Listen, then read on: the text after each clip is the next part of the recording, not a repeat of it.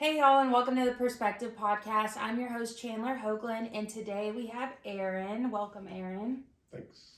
So to start this podcast off, I want to do an icebreaker. And so the question is, if you could only eat one thing for the rest of your life, what would it be?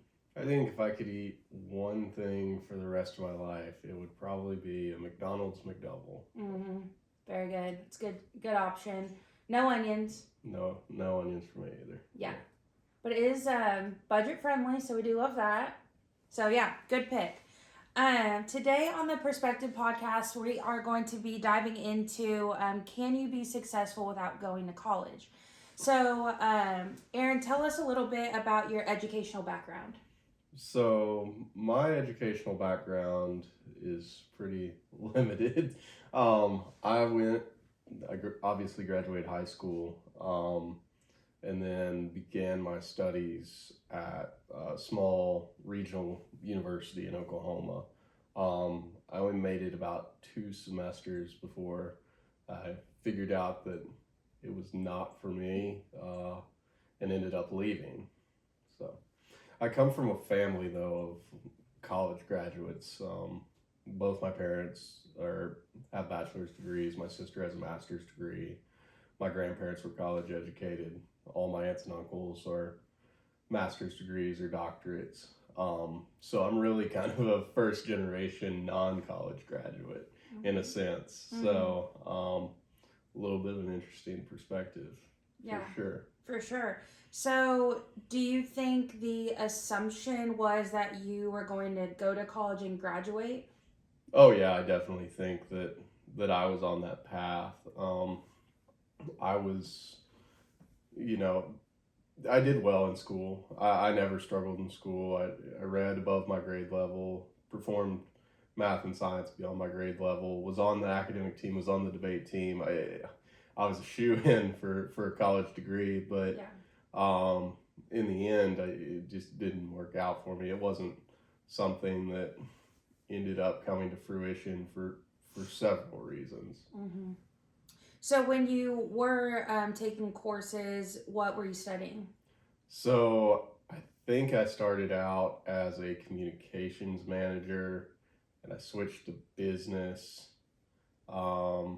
That was all within like 2 semesters. I never made it past my core classes. Gen eds and stuff. Right. Gotcha. So, what was your goal? Did you ever have in mind like what your goal was after college? Did you know like did you want to go to master's degree?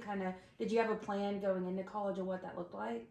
I think I loosely had a plan and like an idea of what I wanted to be, but it wasn't ever set in stone.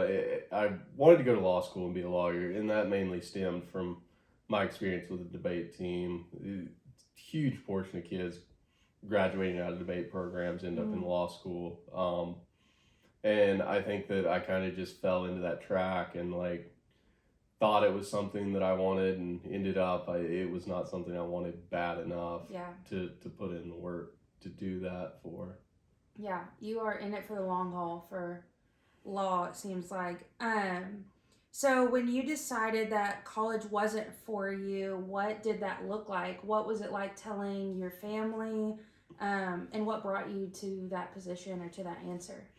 So I think for me, that college kind of told me it wasn't for me more than I told it. I graduated high school with the expectation that I was gonna do well no matter what I did, because I'd kind of just breezed through all 12 years, and I wasn't well prepared. I don't think that my high school well prepared me for the financial aspect of college and how expensive it was. There weren't a lot of good resources, or if there were, I didn't know how to find them. For scholarships and things like that, it was very difficult.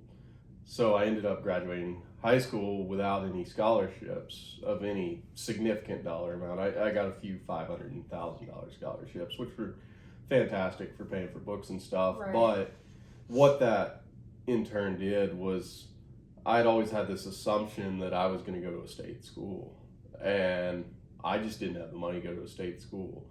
And luckily, seeing how things worked out with,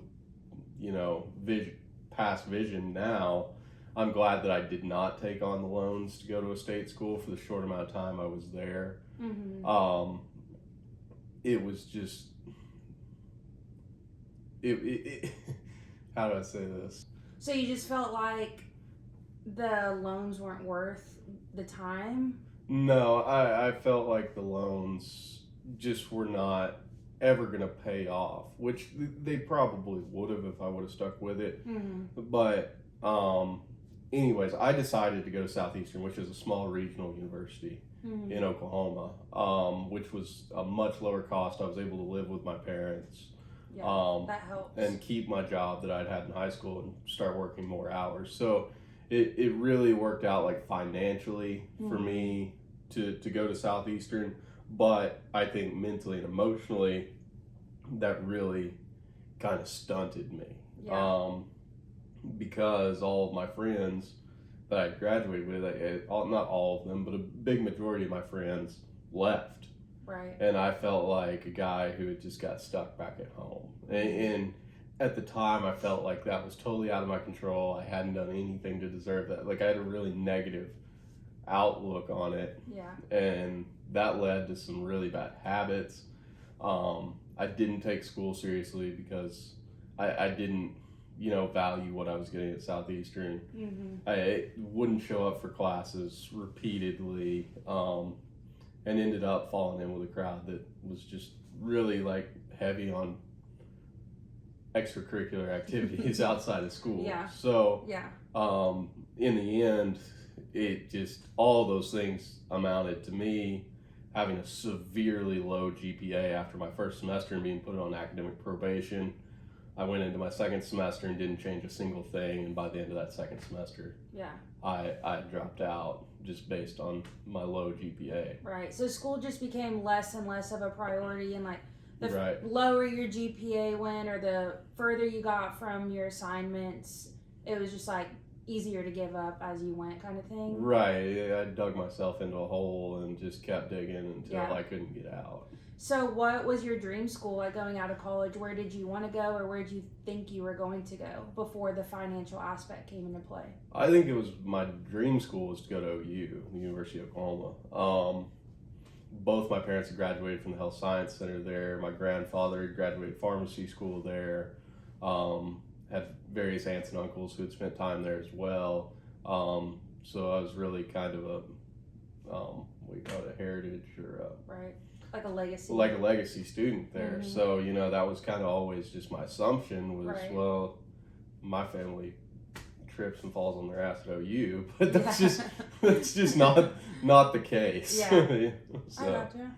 Yeah. So when you had to have the conversation with your parents, especially living with them, saying, Mom and Dad, listen, I'm dropping out or I'm not doing school anymore, what did that look like? What was that conversation like?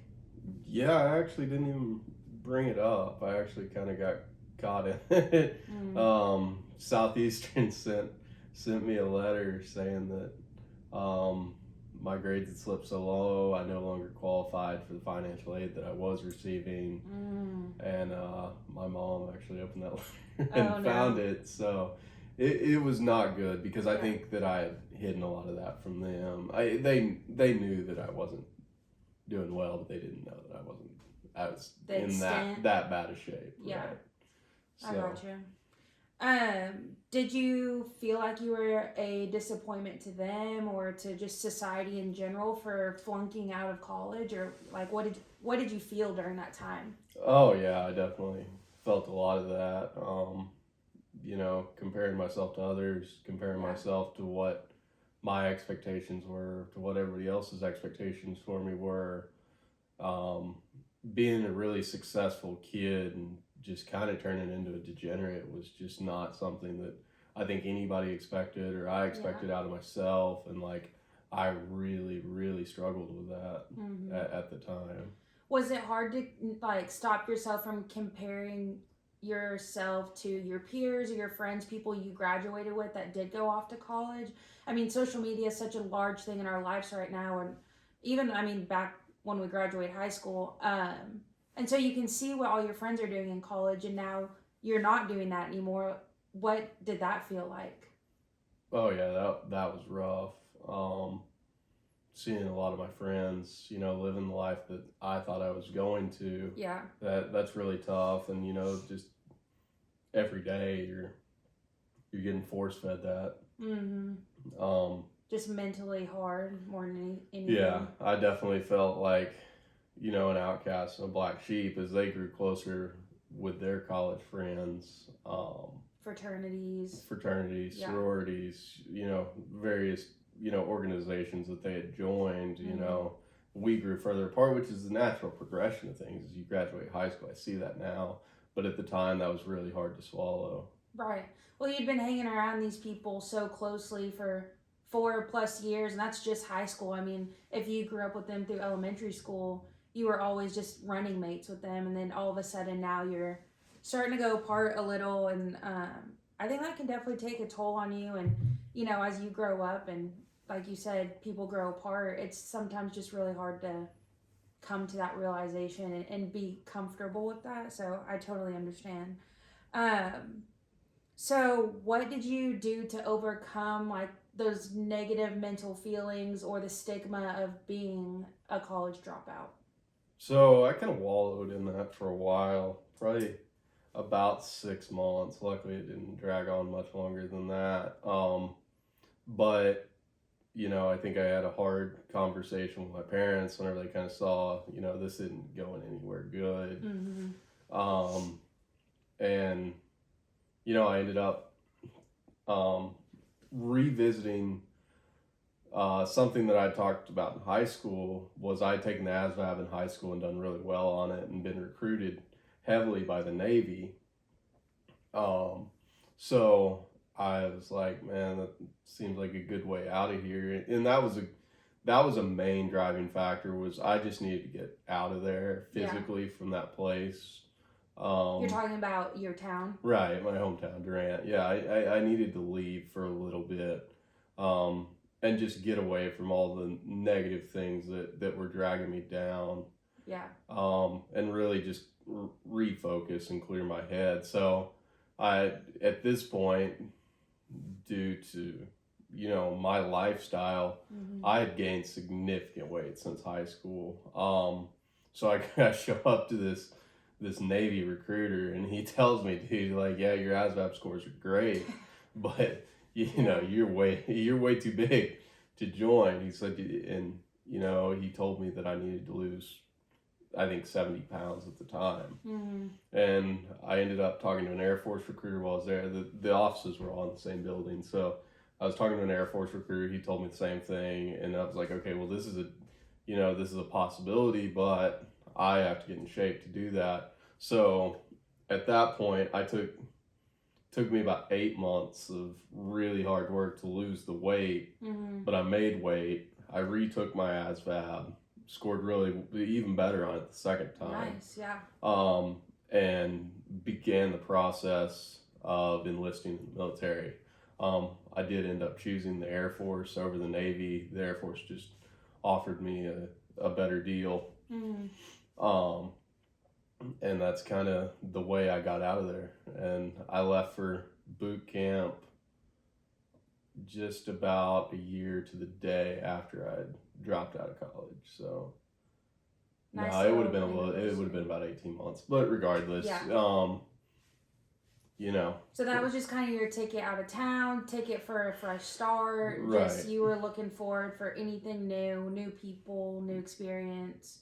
And so going into the Air Force, did you see that as this is going to be a career? Like, was it just a short-term thing for you just to start something new? What was going through your head?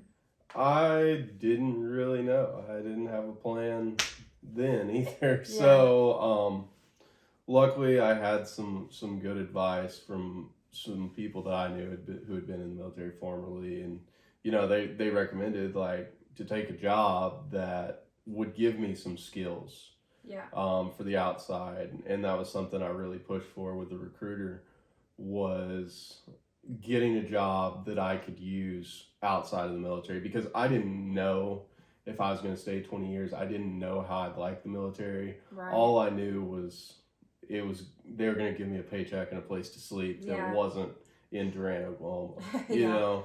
So I really, really lucked out and ended up in a really small specialized career field in the Air Force, which it exists in the Air Force, the Army, and the Navy. But I ended up being a biomedical equipment technician. So what a biomedical equipment technician does is they maintain and fix medical equipment in military medical treatment facilities. So we work in the hospitals, the clinics, the field support hospitals in the Army, and we maintain every piece of equipment that gets attached to a patient or has any ancillary duty to those patients. So it was a really cool deal, which I don't think a lot of people, I definitely wasn't aware that it really was a career that even existed. Right. But after going through my year of schooling and becoming fully certified,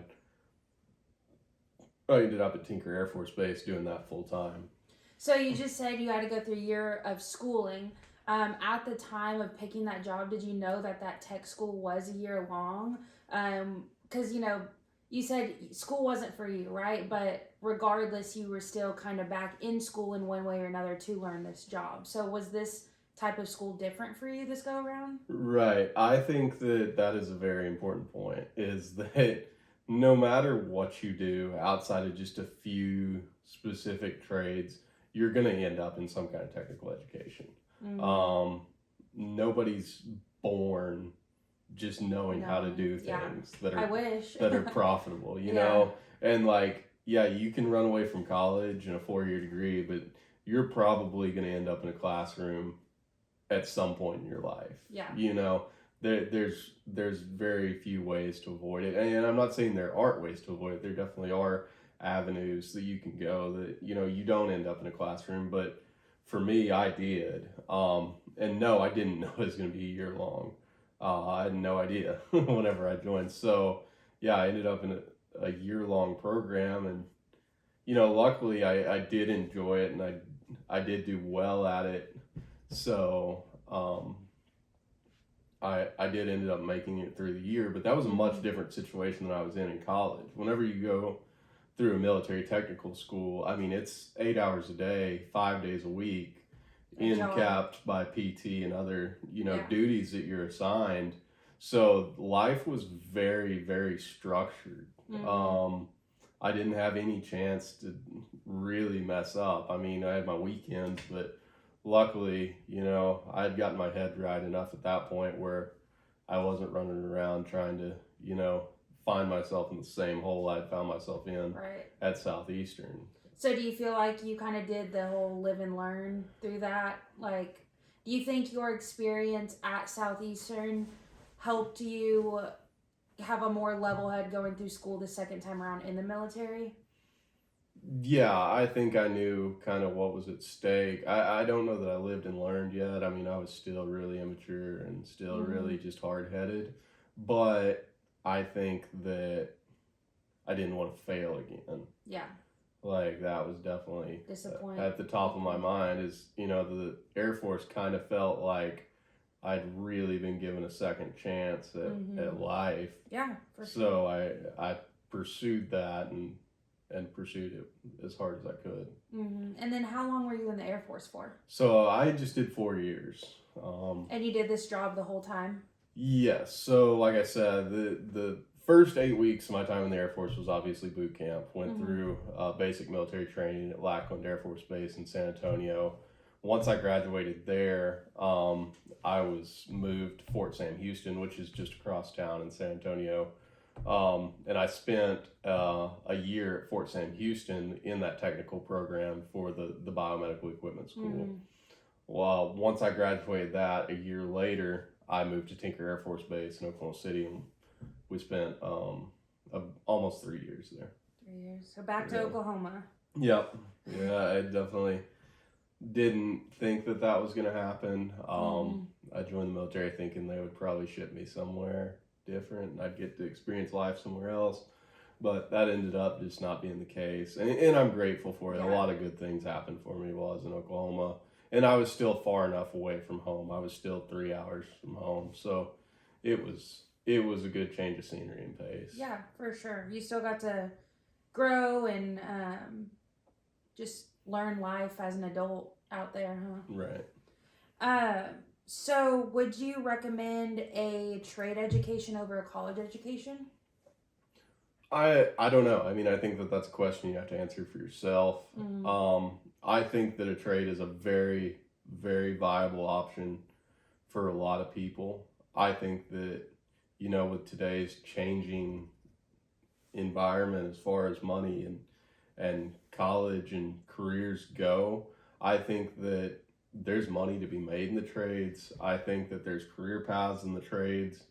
Um, I'm a big advocate for the trades, but at the same time, we still need people to push pencils. I mean, Yeah. you've still got to have accountants, you've still got to have managers, you've still got to have all of these soft skills that can be learned in college, to help us get where we want to be with our trade.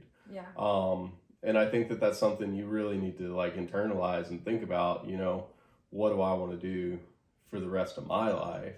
Because you're the only one who's going to be able to live it and, look yourself in the mirror every morning. Right. But I think that the trades are a very, very interesting and viable avenue, more so now than maybe ever before. And are you still doing what you did in the Air Force now on the outside? So, kind of. I have actually, since leaving the Air Force, specialized, which is another thing that I think is really interesting with the trades, is you can really dig deep into some specialties. So, whenever I was in the Air Force and immediately leaving the Air Force, I was just really a general biomed technician. Excuse me. And whenever I got out into the real world, the private sector, I kind of found that, hey, the guys who are really making some money off this thing are specialized technicians. And there's a few ways you can go in my career field, really, with specialties. Radiology is a big one. Working on X-ray equipment, working on MRI machines, CT scanners. Excuse me. Sorry. It's the Pepsi. Yeah, it is. That's a big one, and that's probably where the most money can be made in our career field is in radiology. Okay. Another really interesting way you can go is medical lasers. That's another like cutting edge career field that I've got a lot of interest in. Sounds interesting.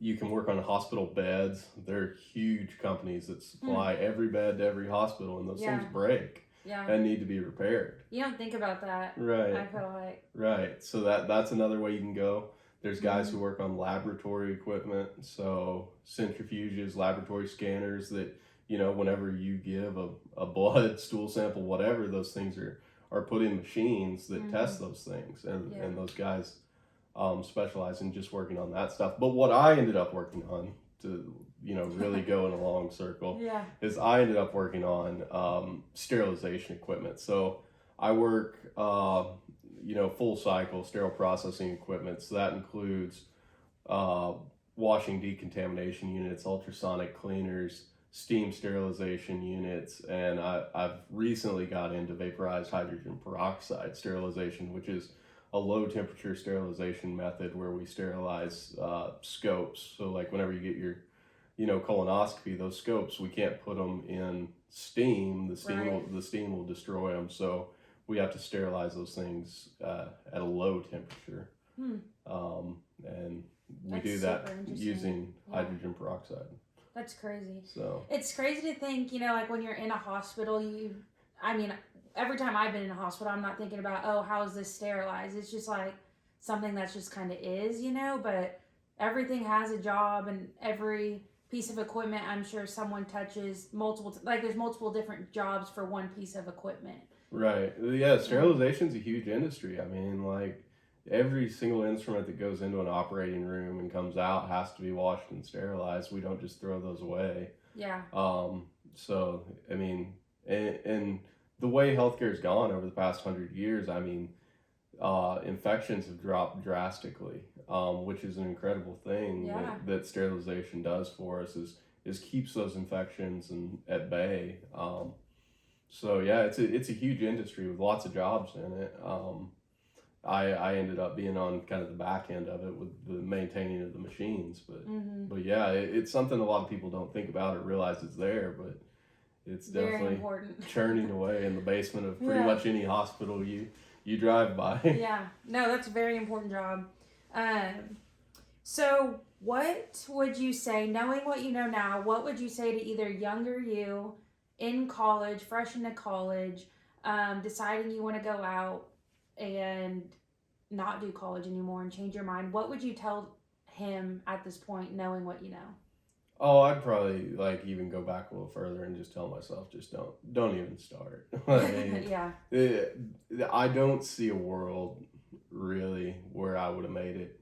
I think that so many things played a factor into that, and we talked about it a little bit ago, wanting to go to OU. I think it probably would have ended up worse for me Yeah. if I would have moved away from home, even and been even further out of the sight of any authority figures in my life. Yeah.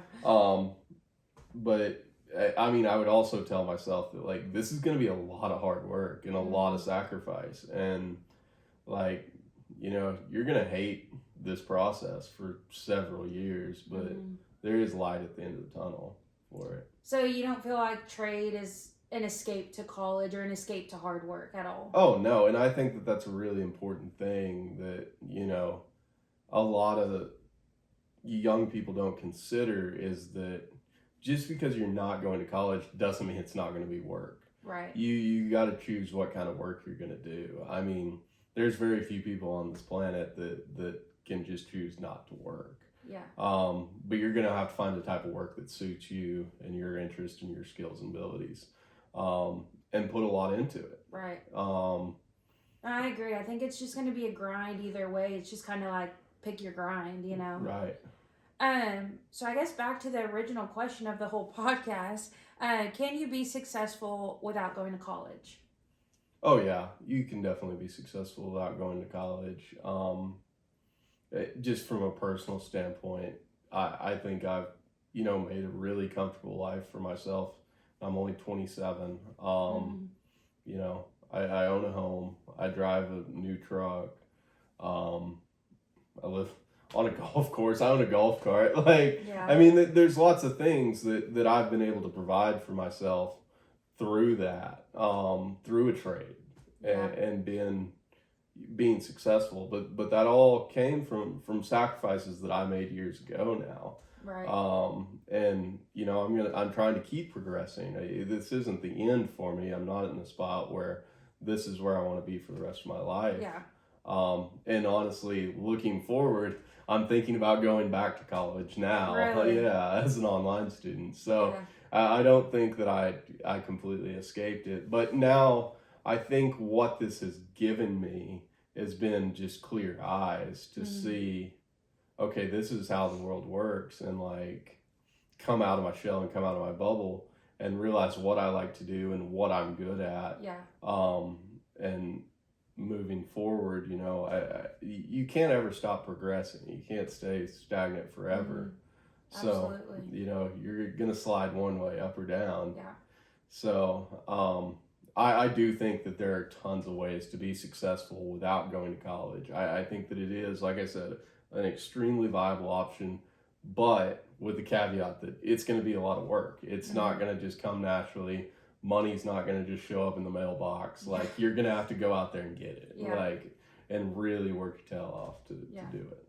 No, I totally agree. And, I think that hindsight now, hearing your experience and seeing your success, I think it's also really important that you got the lived experience that you've had out in the real world, because a lot of people go from high school living with their parents straight into college, and there's not a lot of lived experience in between, but I think those experiences can really shape our mind into who we want to be for the next 20, 40 years of career and family, where you want to end up. I just think that's all really important, and I think that you have done great. I know a lot of people are proud of you. I'm proud of you. And yeah, I just think that you can be successful in so many different ways, and I hope that they are pushing that in high school. When I went through high school, I don't feel like I heard a lot of trades. I didn't hear a lot about military too much. It was college. It was prepping you for college, prepping you for school. And I do think trades and other avenues should be pushed just as hard because you can be successful. I mean, you're a great example of that. So I really appreciate you coming on the Perspective podcast today. I think that you gave a lot of really good perspective, and I just really appreciate you. So thank you. Thanks.